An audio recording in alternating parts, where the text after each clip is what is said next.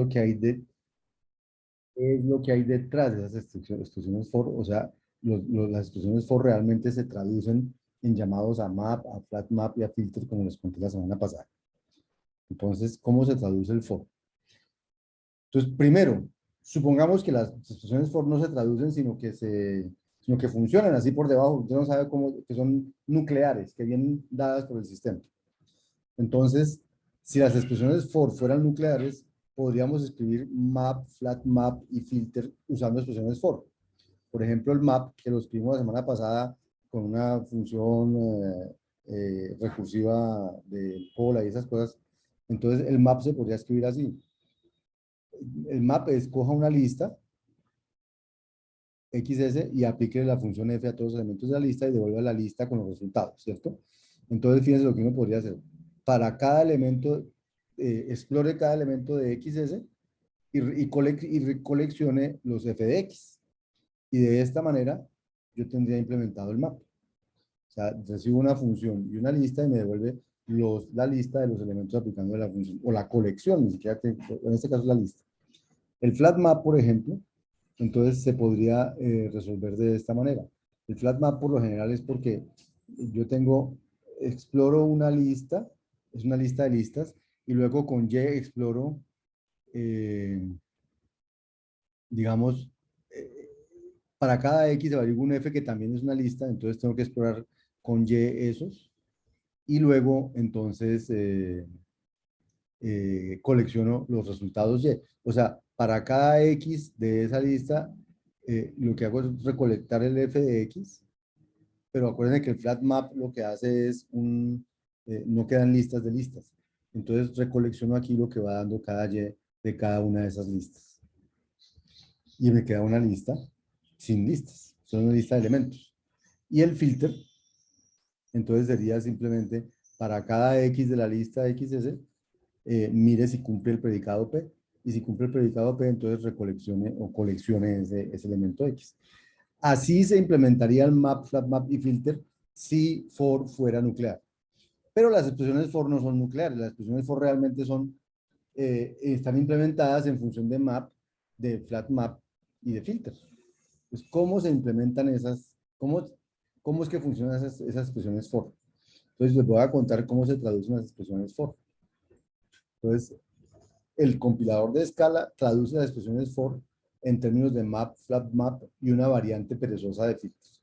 Pues vamos a contar, por ejemplo, para X en E1, E1 es una colección, digamos que coleccione las E2, E2 es otra expresión para coleccionar. Entonces, esa que es la más sencilla, ¿en qué se traduce? Se traduce en coja la expresión E1 y aplíquele la función map, que lo que hace es que a cada X lo vuelve E2, porque eso es lo que hace este for. Para cada X en E1, calcule la expresión E2 y vaya poniéndola en una lista. Entonces, para el primer X, calcula su expresión, la pone en la lista. Para el segundo, calcula su expresión, la pone en la lista. Y para el último, calcula su expresión, la pone en la lista y vuelve la lista de todas esas expresiones. Pues eso es como hacer un map que dice que a cada elemento de X le asocia o le calcula E sub 2. Lo que diga la expresión E sub 2, que típicamente puede ser una expresión que depende de X, porque X aquí ya se vuelve como una variable, un argumento de esta expresión for. Ese es el caso más sencillo. Ahora, si tenemos una expresión for con filtro, el if f, y luego más expresiones, más, acuérdense que una expresión for está hecha estos, eh, de estos, ¿cómo es que los llamaban? Me olvidó el nombre. Acuérdense que las expresiones for están hechas con estos, mm,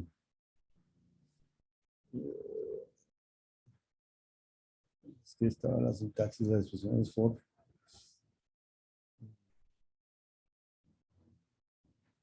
La sintaxis de las expresiones for.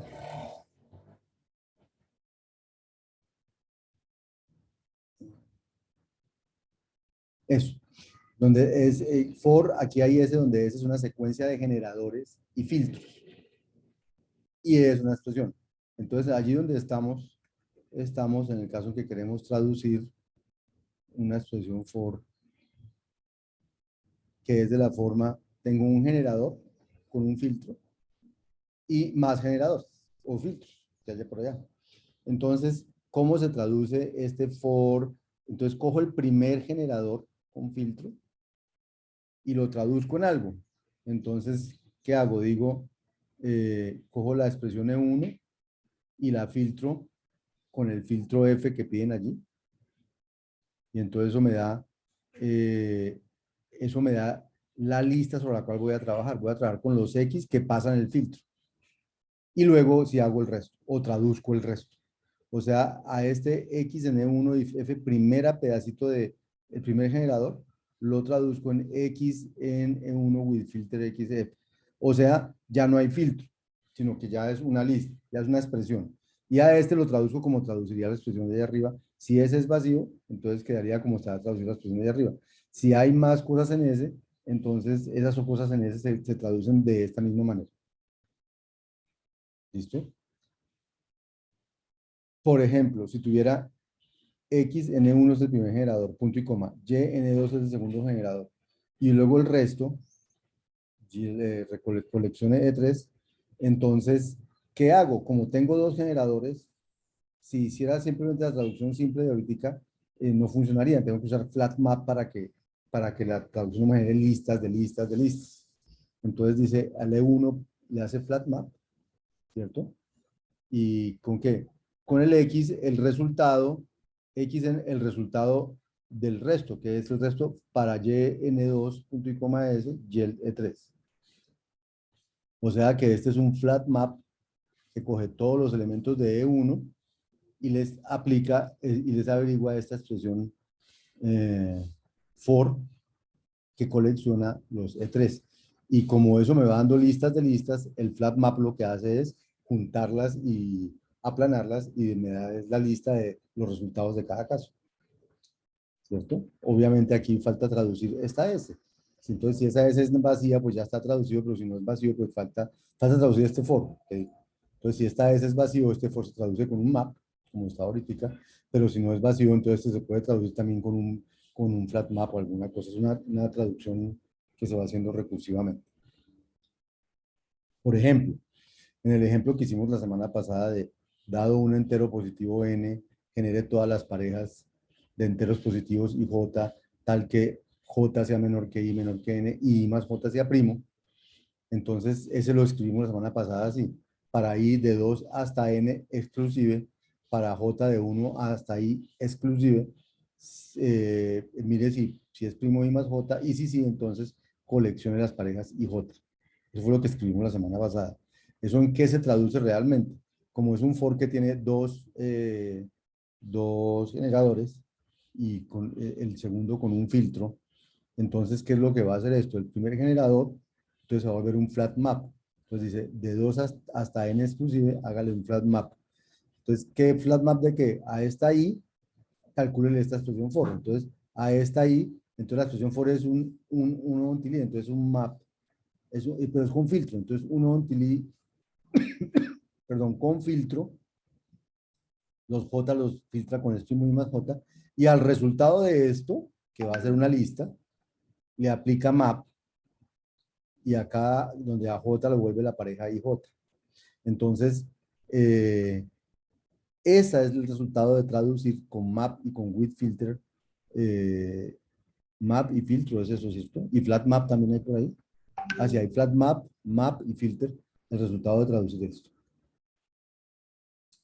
Eso es la manera de traducir expresiones for, digamos,